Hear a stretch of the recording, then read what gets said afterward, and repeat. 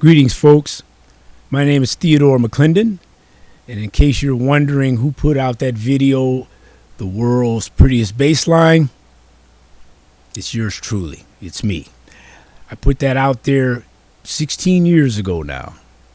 And the reason I put it out there, which you probably really want to know, is because I have loved that bass line ever since I was 12 years old in 1970 when that song came out by the world's famous Jackson 5.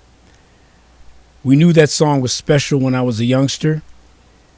The way it grooved, it came from the song that Smokey Robinson had on his album by the same title, Darling Dear, maybe a year or so earlier.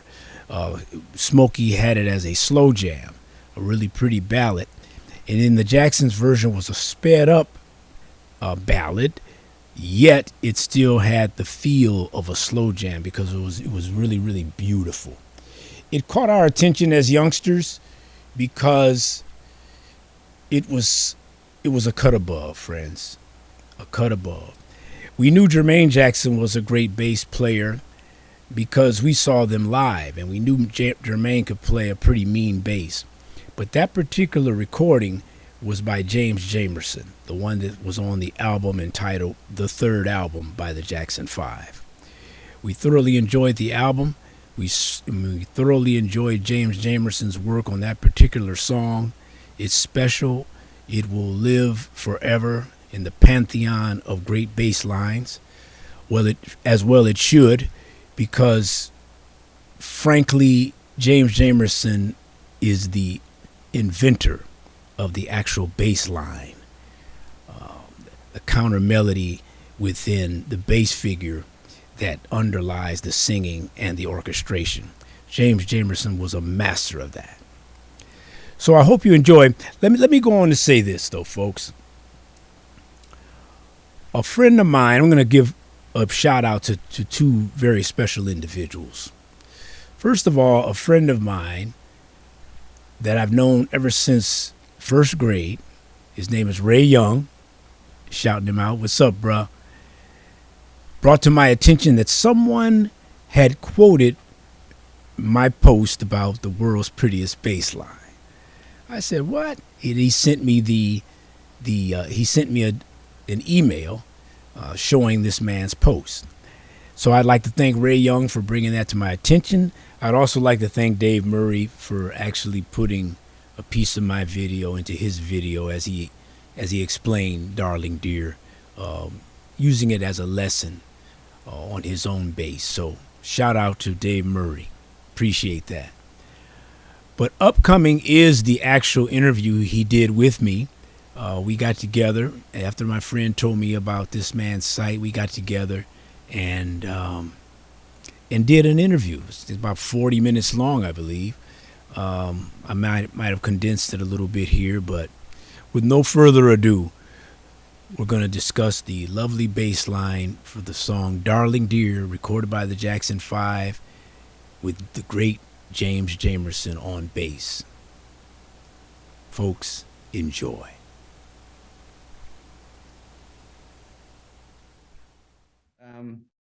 Thanks for posting that video, I guess. Originally, it's quite my pleasure.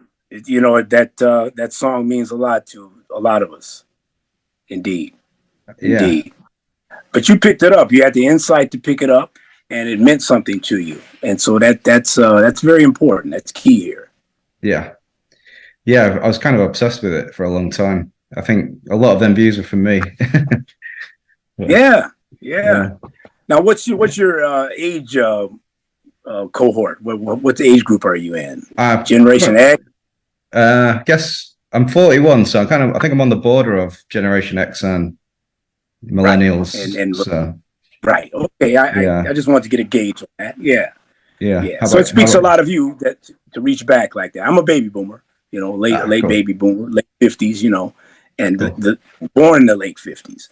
And so I remember those times, the Motown times, very, very well. It's vivid in my mind. I just love that. Going back and listening to all those records, it's something that we're kind of missing, I think. Yeah. But music. but I applaud your generation, especially the millennials, because they're seeing the value of it, and they're kind of getting fed up with the manufactured music and the auto tune and all of that. And so there is a renaissance, coming back for old school music. Yeah, I'd welcome that. Absolutely. Indeed. That's great. Indeed. So what's your kind of original motivation to post the video? In the very beginning, it's just from love. That whole period in life, these are my formative years. That whole period of life was a mixture of a lot of tumult in the United States, as well as a lot of joy and beauty and freedom at the same time, right? It was very restrictive, intolerant, but at the same time, there was an awakening happening in the 60s. And Motown was a part of that sort of dawning. So when we started listening to Motown music, we always knew that there's something different about this music. I mean, it has a lot of the pop signatures that other companies had. But it's like, what's going on with the bass in this music, right? Of course, none of us knew who that guy was because his name wasn't credited, as you well know. But I said, what's going on here? And so we would just listen, and we would groove to the music, the Four Tops, Supremes, Temptations, and then, of course, later the Jackson 5. But there seemed to be a constant thread throughout. And generally, for about 80% of the songs, it was James Jamerson. And so it had gotten to the point where, I'll get specific on this particular song, but it had gotten to the point where, I'm a singer basically myself, and I would like sing his bass line. I was a kid, but I had a low voice. And so I could sing his bass lines in this, basically almost the same octave. And I said, wow, he's like singing along with this music. He's not just playing bass figures, right? Or as you would say, the roots and fifths, right? Yeah. He was playing his own counter melody that fit perfectly. And we caught that. So this song is like a crowning achievement among many. But, the third album is what it came out on. It was an album called The Third Album by the Jackson 5. They made like 3 albums within a span of like 4 months. They were huge back then, man. We were kids. They were just coming out with albums. Wow. And the third album came out. The hit on there was I'll Be There. Oh, yeah. Nice little ballad. But naturally, being musicians ourselves, we dug into the album. And Darling Dear stood out. Mama's Pearl was a hit too, so it stood out. And also Ready or Not. It was a remake of the Delphonics song, Ready or Not. It's just a beautiful slow jam. But Darling Dear was unique because it was a sped up version of Smokey Robinson's Darling Dear. And James Jamerson played on that as well, as you may know.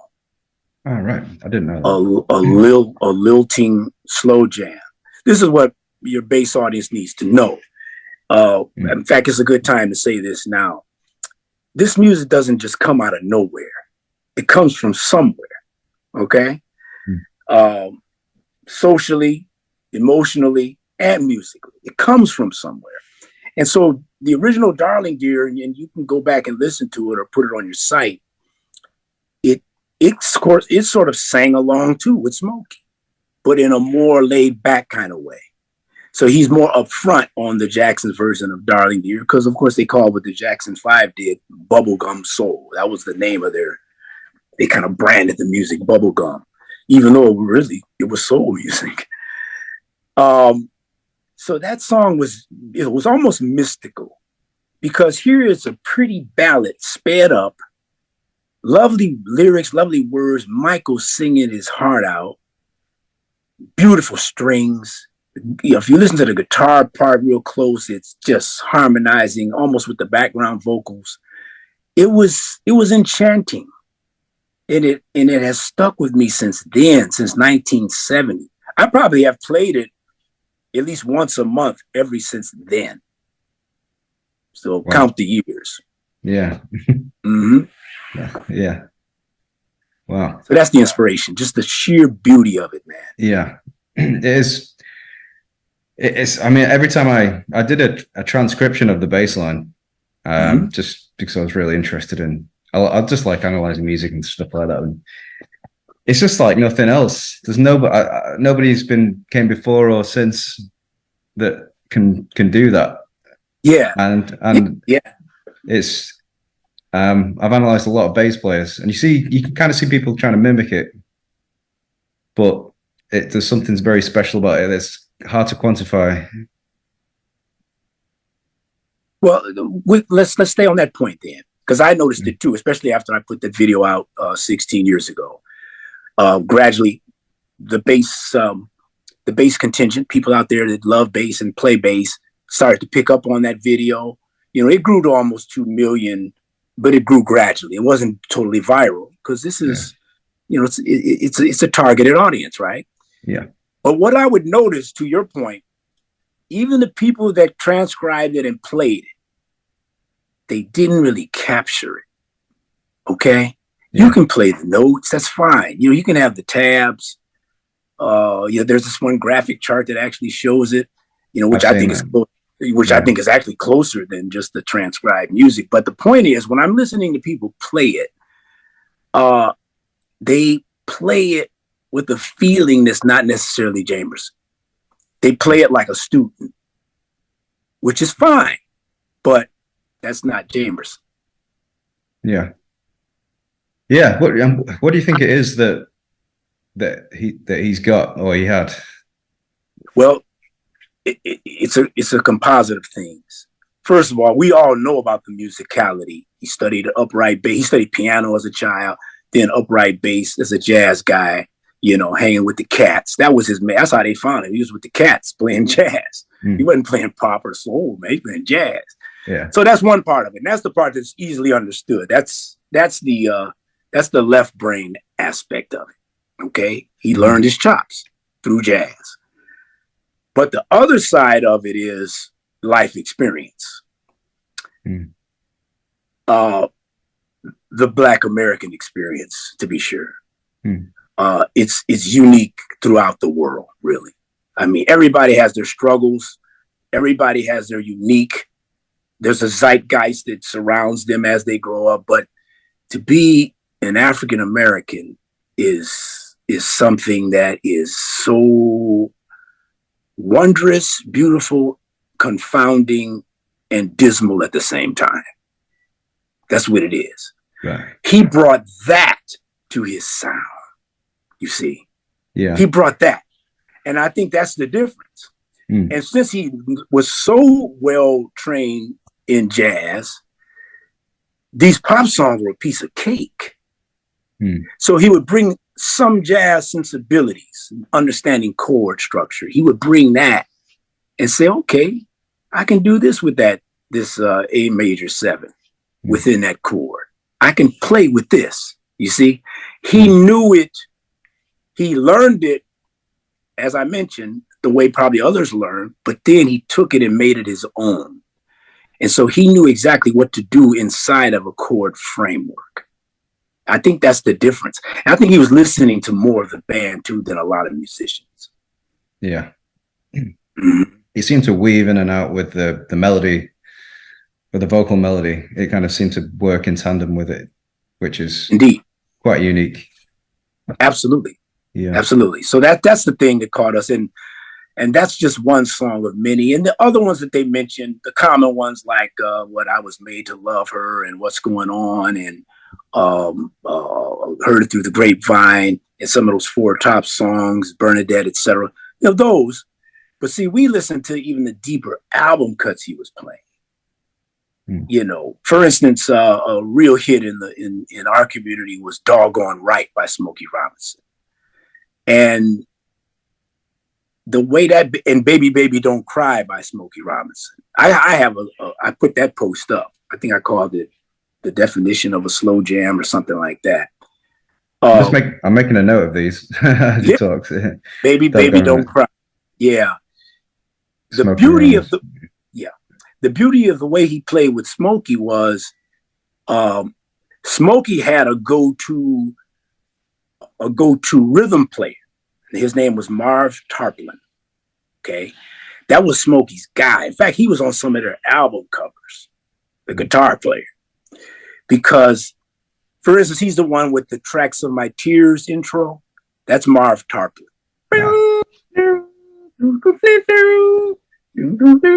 Right? Yeah. That's Marv Tarplin. In fact, it even sounds like guitar. Marv Guitar Tarplin. See? That's what I used to think as a child. Wow, Tarplin, guitar.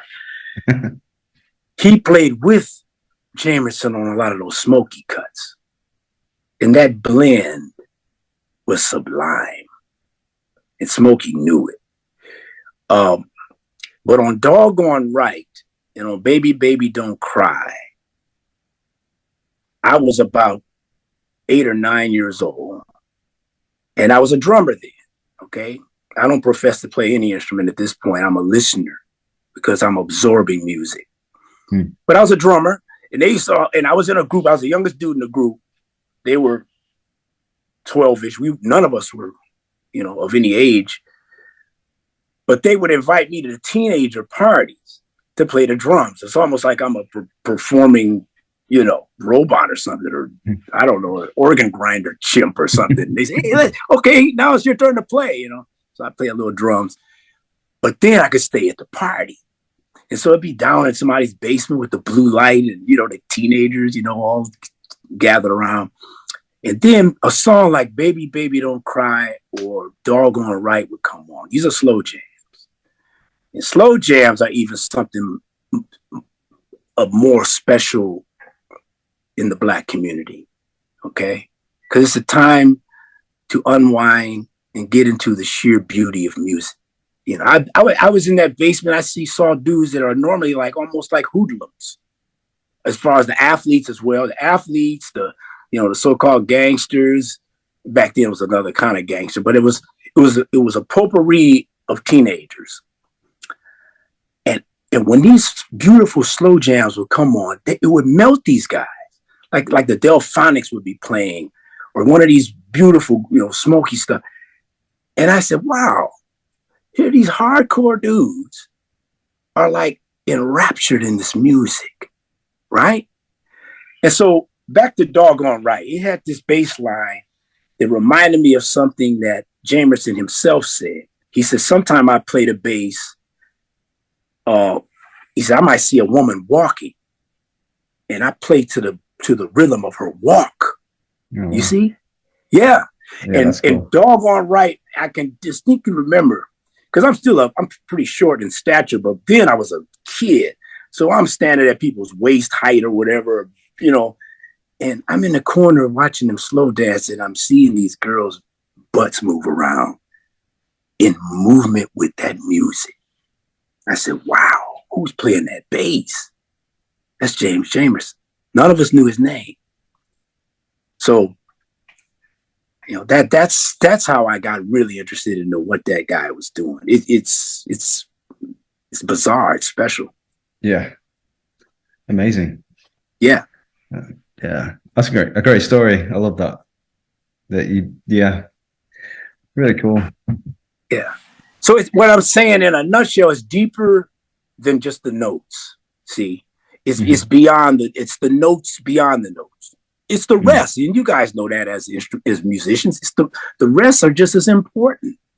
The rest. Yeah. When are you not playing?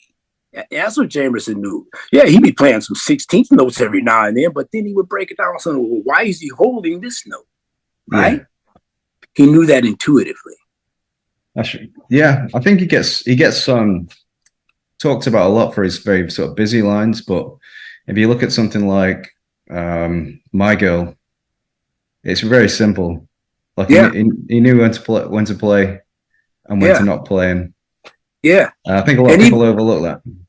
Indeed. Even the so-called busy line, a lot of musicians use that term. Yeah.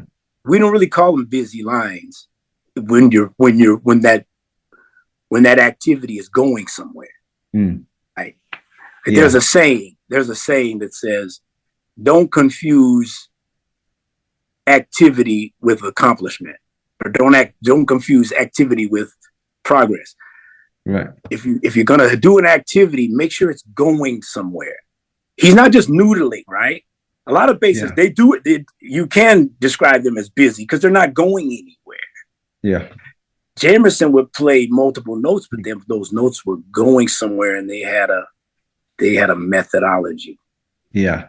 Yeah, absolutely.